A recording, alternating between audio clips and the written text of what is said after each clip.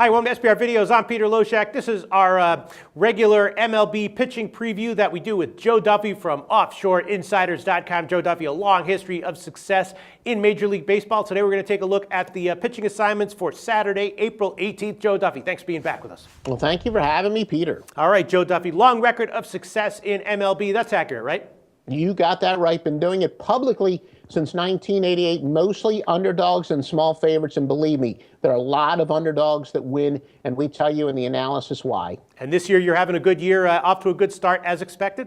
I am, 24 hours ago, it was a spectacular start. Yesterday was the first real bump in the road that we had, but still overall doing very well, above 500 despite picking mostly underdogs. All right, the pitching assignments for Saturday. Let's first start with Yankees and Tampa Bay, right? We have Tanaka. Tanaka, a little bit shaky. I've been looking to fade him in the first two games. He's 1-1, and here he's going at Tampa Bay. Odorizzi is starting for Tampa Bay. The Yankees may be a little bit overvalued. Do you think this is going to be a fade situation for Tanaka?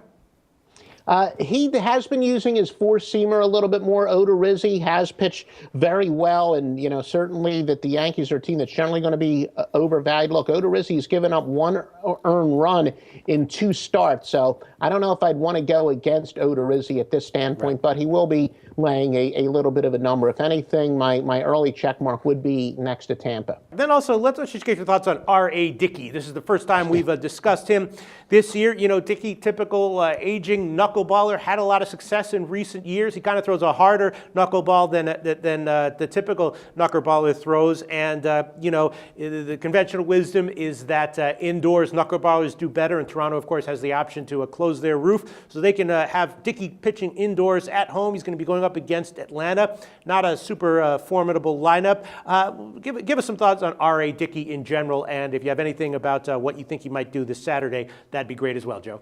Well, Dickey had been a fade ever since he had that phenomenal year where he won the Cy Young, and he was expected to be part of, a fantastic pitching staff in Toronto. But now he's kind of turned it around the other direction. Going back to last year, obviously, he's had 9 straight quality starts. So Dickey has gone from one of the best pitchers in baseball to being one of the most overrated.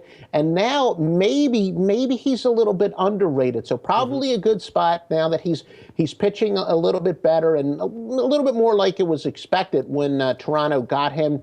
So all in all, I think that Dickey might start to be a guy that you can bet on.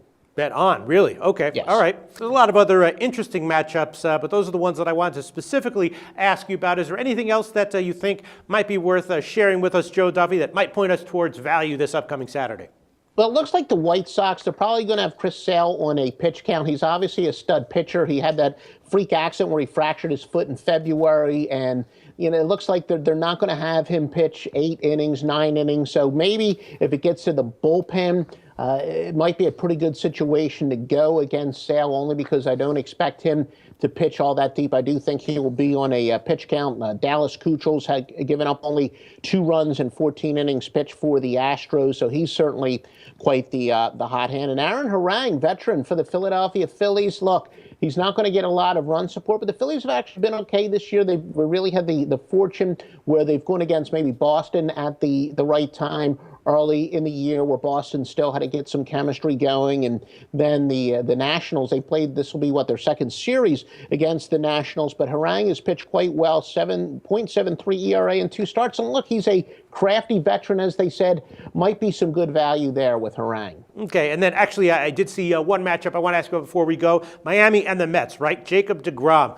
Very, very live arm there, live young arm. He's a guy who might be a little bit undervalued, at least for the next few weeks or next couple of months.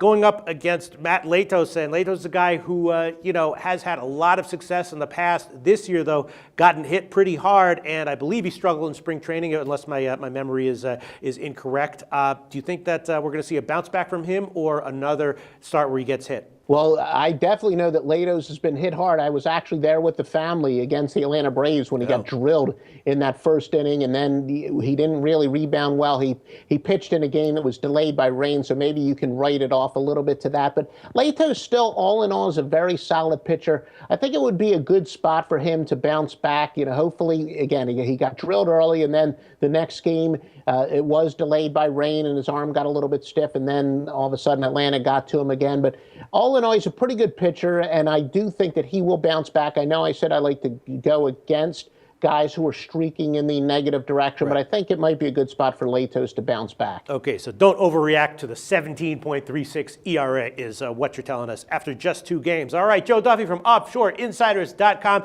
Great rundown for the pitchers of Saturday, April 18th. Thanks so much.